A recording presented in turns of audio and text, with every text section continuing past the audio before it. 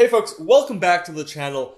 Today we're talking about Chase's new, old, 100,000 bonus sign-up points on their Chase Sapphire preferred card. If you're new around here, hit that subscribe button for more videos, more content, and hit that like button if you do like the video. Greatly appreciate the support to the channel. But let's get into it.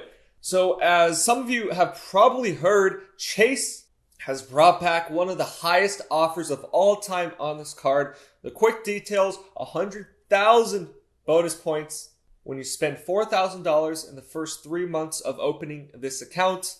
And if you have been eyeing this account, maybe you saw this offer being posted when it first came up early last month, definitely jump on it now. I'm going to go through the details and some of my thoughts on the points, but it's a great offer, the highest ever, worth up to $1,250, even more, but we'll talk about realistically what it's worth and some bonus features, who this card is for, and if you should get it or not.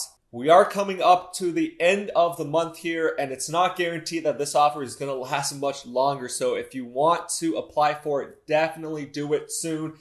We're going to talk about why you should apply in person as well. So I had heard a lot online talks about if you're going into the branch physically to make an application to open this account, you actually get the first year's annual fee of $95 waived right off the bat, and you can still get 100,000 bonus points.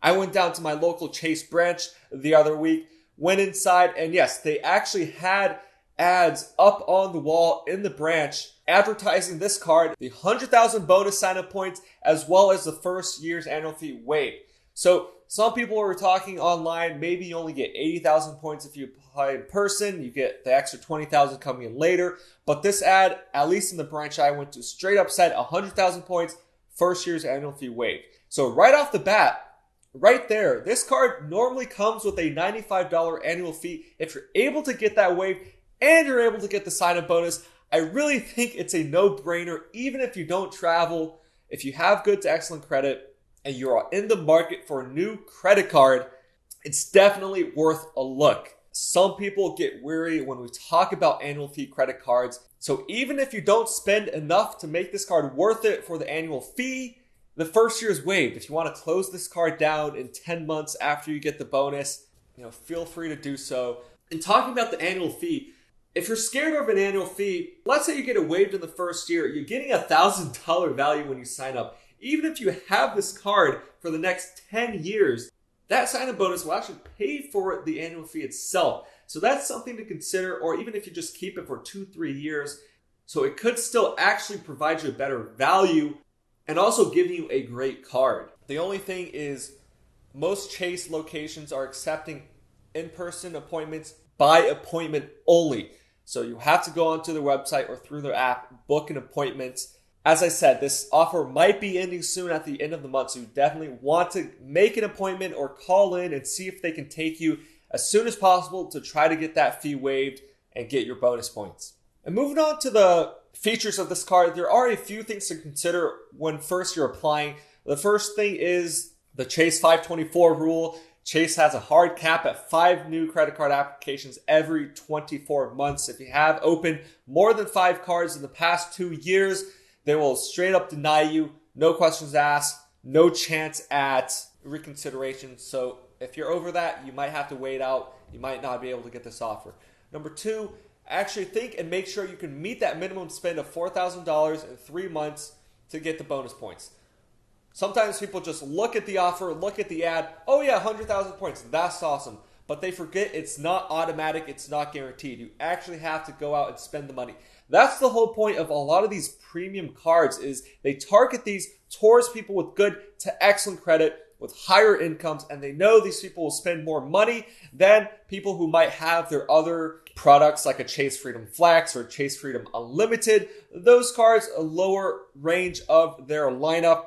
You don't need as good credit, you don't need as good income, but for this, they want you to spend money on it. So that's why usually for a lot of these premium cards, you'll see $4,000, $5,000, even $6,000 minimum spend requirements. So make sure you can meet that requirement. I know for a lot of people, myself included, we don't make that much. And one thing that could help you meet this spend is if you can use that credit card on your big spending categories every month. So these are things such as rent, insurance, groceries, utility. A lot of people pay rent. That's probably going to be the biggest expense for most people with a check or cash or cashier's check. But see if your landlord or if your building accepts credit card as a payment. Some places now take rent through an online portal. You can use a credit card, but they might charge you a small convenience fee, 1 to 3%. So that will take a couple $100s off, but you still, if you're able to meet the requirements, still able to get that 100,000 points, it's still worth it to me. Another great way is if you have a large purchase coming up, well, perfect. You're buying maybe a new TV, a new appliance, put it on the card, easy. Or if you have a small business, a lot of those expenses can go on there. You're not technically paying for it because you need it. Well, you are paying for it, but it's a business expense. You need it for your business, so it's a little different. Moving on now to a quick overview of this card. Just real brief rundown of the benefits, what you're actually getting with this card. So it's usually looked at as a premium travel rewards credit card. You get a lot of the nice perks and benefits, such as the travel protection, trip interruption, trip delay, primary collision auto damage on rental vehicles. And I have a great series going over in depth about a lot of these things, exactly what they cover, what you need to know, what they don't cover more importantly. So if you want to check those videos out, I'll put a link up there in the corner for you to look at. And they also have no foreign transaction fees. So if you do international travel, that's a plus as well. On the purchase side, it comes with purchase protection, extended warranties. The only thing it doesn't cover is cell phone protection. In my Wells Fargo reviews, we know Wells Fargo really loves that. They have that on most of their lineup. This Chase card, unfortunately, doesn't have that, but I think some of the other Chase cards like the Chase Freedom Flex has it. Chase Freedom Unlimited might have it. So maybe one day they'll put it onto the Sapphire cards, but for now, no cell phone protection. And they also have some other perks, some partnerships that they have ongoing with DoorDash. You can get a Dash Pass, which gives you $0 delivery fee, reduced service fees on DoorDash orders. You also get $60 Peloton credits, as well as 5 times points earned on Lyft rides. This stuff might not matter to a lot of people, but at least Chase has some partners. I wouldn't be surprised in 3 to 5 years they rotate this out to some new partners that they make deals with, but it's a nice bonus if you do use these services. Before we move on, I just want to talk about this. It's great that this card has such great protections. We saw with some other new cards coming up with the Chase Custom Cash Card and the Wells Fargo Active Cash Card. A lot of these have great cash back, great stuff, but it's missing a lot of the protections, which I love to see. And for this card, waived annual fee for the first year. It's actually great. Perks are good. The card's pretty good for what it is. I will say it is a bit lacking on some of the reward categories. I think you only get 3 times back on travel, 1 time back on everything else. There are definitely other cards out there that will give you a higher rewards earning percentage. You see even the Chase Double Cash or a lot of the 2% cashback rewards card, 2% across everything, no annual fee, no hassles. Those are great for flat cashback, but as I mentioned, lacking on the bonus benefits, the travel insurance, the purchase protections, extended warranties. It's usually missing a lot of that stuff. And this card also just comes with so much other great stuff. And the thing about Chase is if you have some of their other cards like the Freedom Flex, the Freedom Unlimited, which has higher earning on some of the categories, the great thing about the Sapphire lineup, the Chase Sapphire Preferred, Sapphire Reserve, is it gives you a bonus boost on those Chase Ultimate Rewards points. So this card, you're actually getting 1.25% more value when you redeem it through their portal, with the Reserve giving you 1.5% back. So people talk about the Chase trifecta. You can use points you earn from other Chase cards. Maybe you get up to 5 times points on some categories and have this account open with Chase, redeem it and get the bonus, which is why a lot of people like getting 2 or 3 Chase cards to maximize the value of the points. But a lot of the press with this card is definitely talking about the travel benefits, the travel redemptions.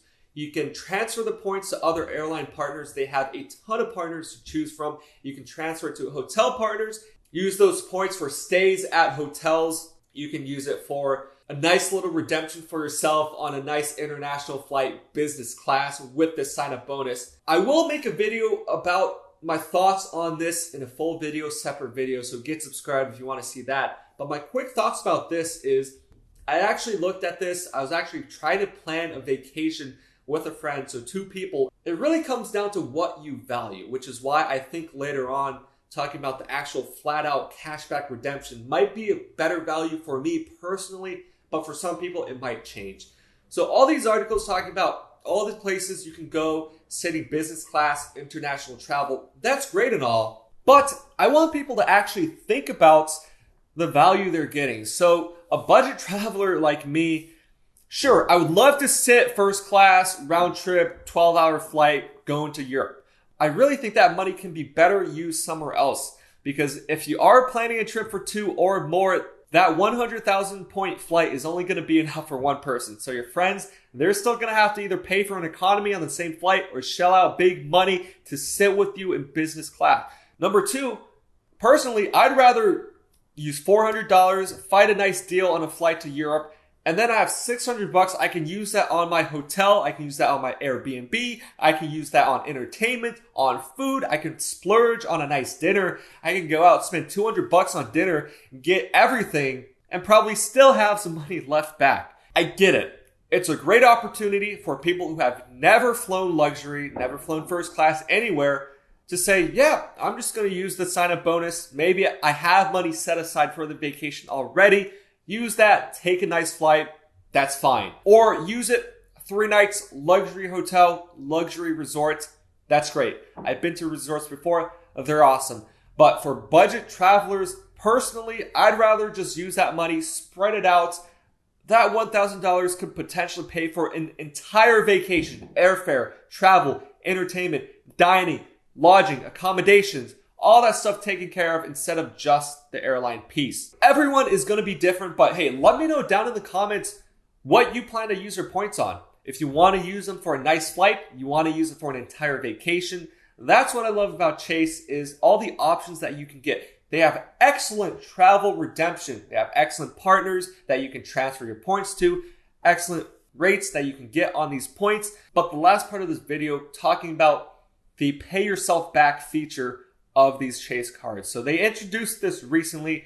Instead of transferring those points to buy flights or to transfer them to other partners, you can actually straight up redeem them on your account for cash or to pay off your purchases on your statement. With the travel, you can get about 1.25% bonus from the Chase portal. If you're going for those international business class flights, you can get up to 5 cents value on that. But that's not considering how expensive those cash price for those flights are, and if you actually really need to use that or not.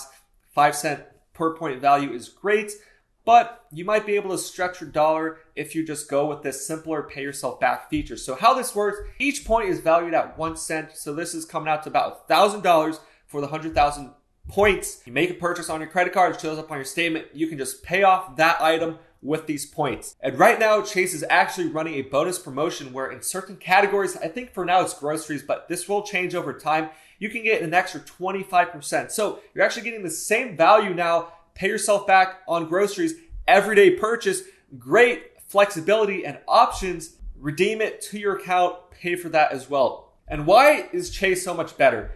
Amex is another ecosystem. They have great cards, they have great rewards, they have great travel partners. Amex typically only gives you about 0.6 cents per point when you use their equivalent of the pay yourself back feature, redeem it for statement credit. If Amex was offering a 100,000 bonus point sign up offer, that would actually only be worth about $600, where with Chase, you're getting up to $1,200, more realistically, $1,000. That's $400 more. With the same tier accounts, an Amex Platinum or an Amex Gold, that's going to be $100 or $600 annual fee credit card. And I just do really love the flexibility about this card. That's all I had for this video today, talking about the sign-up bonus. And reminder, we don't know when this offer will expire, but I do think it will expire soon. Maybe the end of July, maybe end of August. No one knows, but we know for sure it is active now as of the time of recording of this video. If you are interested, go apply. Make sure you have a good chance of qualifying. This definitely isn't a card for beginners or people trying to build up their credit. I think you probably need good to excellent credit score, good income, good credit history. Everyone's individual application will vary though. You do have to talk with Chase on that. But I do think this is a great credit card if you want. And plus, if you go into the branch apply in person, get that first year's annual fee waived. That's an extra bonus on top as well. Let me know your thoughts below. Are you going to get this offer? What do you think about it? What do you plan on spending your bonus points on? Let me know in the comments. Hey, get subscribed though if you're not already. You're still watching. Get notified when I post new videos talking about travel, rewards, credit cards, finance, all that good stuff. Like the video as well. Thanks for watching. Peace.